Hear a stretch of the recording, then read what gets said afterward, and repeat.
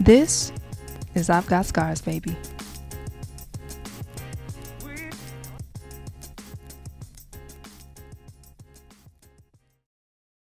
Let's talk about the initial stages of attraction. Because a lot of times I remember you and I, we had another show that we were on, and we kind of talked about that. And it's like, do we connect with one another? Because it's just like, ooh, he fine. Or, ooh, guys like, hey, whoever, like, oh, she fine, or whoever. Is it just about what a person looks like? Or is it something a little deeper? Yeah, it is. It's actually something a little deeper.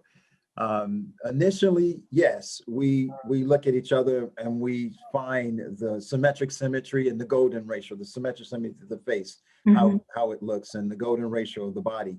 But after that, then when two people are actually interact with each other, then we're talking about chemistry. We're talking about if it's, what's happening when we are actually receiving messages from our bodies that's telling us whether we should continue to pursue this person. And it could either tell us a good thing or it could tell us a bad thing. The only problem is that sometimes we ignore when we hear the bad thing, right? When we're having that feeling, that uncomfortable feeling, when we're saying to ourselves, it's something about that person that's making me feel uncomfortable, and we ignore it.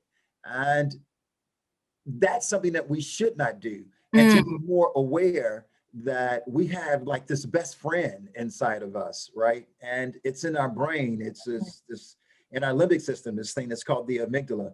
And not only that, but there's other brain regions that's actually doing its own work, that's actually doing its work on its own without our knowledge, without it's anatomic.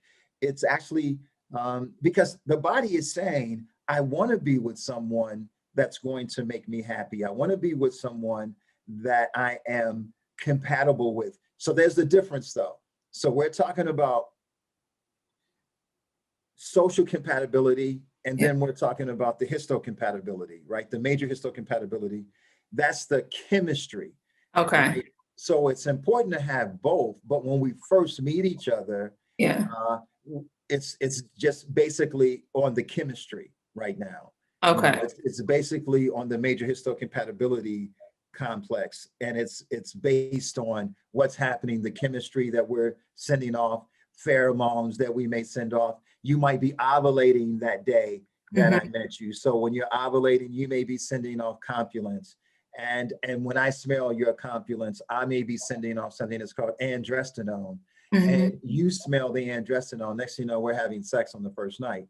So, all of that stuff is happening. But yeah, initially when you first see the person, oh my God, she's beautiful, symmetric symmetry, got it going on. But then there's a next step that has to happen. So once you interact, once you come together with that person, then there's other things that's happening right now, but we don't realize it, right? Okay. Every living, breathing animal actually does the exact same thing. It's not just us. When two canines come together, the first thing they do is what?